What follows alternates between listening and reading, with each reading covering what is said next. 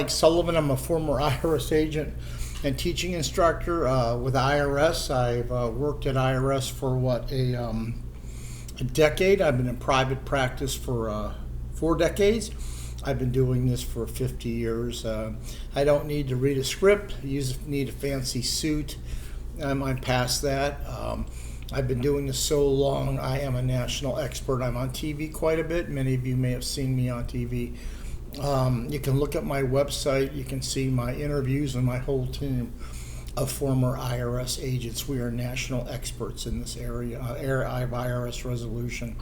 There's 3 reasons that I do this video. The first is to go ahead and make sure that you are educated, to inform you and give you inside information from an IRS perspective that you would really not know. We know everything there is to negotiations, how you do this, how you do that. We have over about 275 years of direct IRS work experience on this team, so we're well qualified. One of the things I want to talk to you today about is getting your passport revoked and you need it back fast. IRS found a bunch of money by sending these 508C letters saying, hey, guess what? You owe $58,000. You owe a serious tax debt. We are going to go ahead and notify the State Department. You're not going to go, your passport's been temporarily revoked. You're not going to be able to travel until you clear this matter up. We have got a whole host of these cases. We've done this a lot. And if this has happened to you, we're kind of a specialist really in this area. Let me just tell you the process so you know what's going on.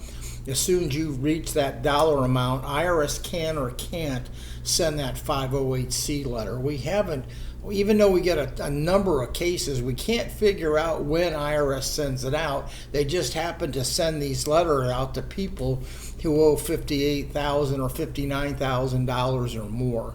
And then people want to travel, they got vacation plans, they bought tickets to go there, or they use them for work, and they need to get that passport back fast. So we have kind of a fast track system to go ahead and do that. And what we do is IRS wants a current financial statement on you because they want to close the outstanding case they have in their inventory. These are called TDA assessments, or just an assessment.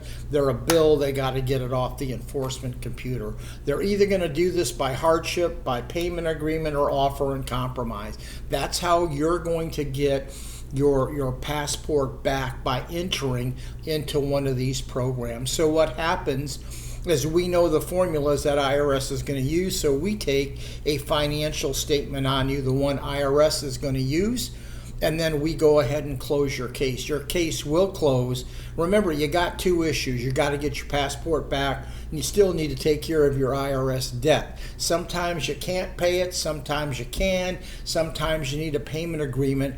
So once we take that financial statement, basically what we're going to do, you're either going to go into hardship, payment agreement, or offer and compromise, and then we will go ahead and start working on the debt resolution. In the meantime, we may give IRS a payment agreement or do something to get your passport back quick. Sometimes these cases may take a year or 2, but our goal is to get you your passport and take care of that debt. But what we need to do is we thoroughly got to look over your current financial statement. You will send us a form 433A. That's the one the revenue officers use. We go over that. We kind of maybe try to make some changes as we can. We call IRS and we start the process of getting your passport.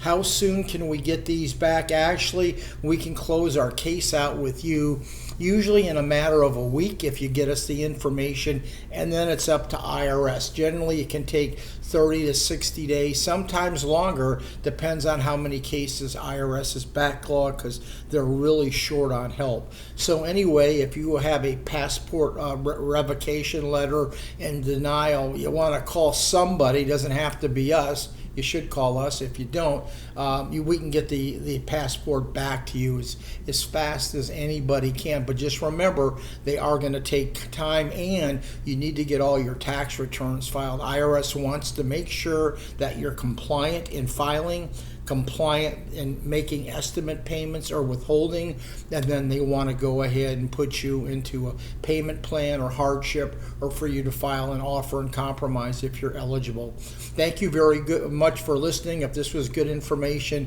give me a subscription. We are really experts in the area that we're in. Just look at the staff at 777irs.com. Please give me a subscription. That's how YouTube knows we're doing a good job.